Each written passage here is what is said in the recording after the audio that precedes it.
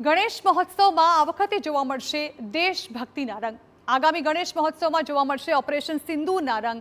રાજ્ય સરકારે ગણેશ પંડાલ માટે સ્પર્ધાનું આયોજન કર્યું છે, જેમાં ઓપરેશન સિંદૂર અને સ્વદેશી વસ્તુને પ્રોત્સાહન એમ બે થીમ પર ગણેશ પંડાલનું ડેકોરેશન કરવામાં આવશે।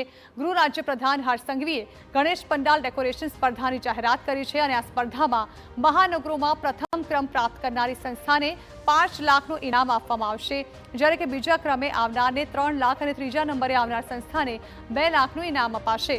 દરેક શહેરમાં કમિટી દ્વારા ગણેશ પંડાલનું નિરીક્ષણ કરીને વિજેતાની જાહેરાત કરાશે।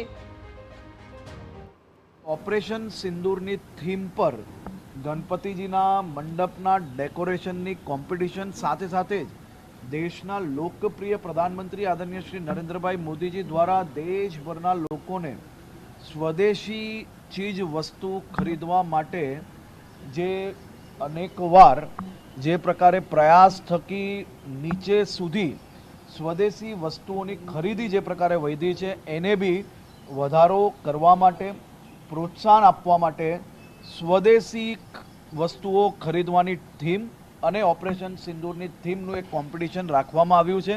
આ કોમ્પિટિશનમાં દરેક શહેરોમાં મહાનગર દીઠ પહેલું ઇનામ પ્રાપ્ત કરનારને 5 લાખ રૂપિયાનું ઇનામ આપવામાં આવશે।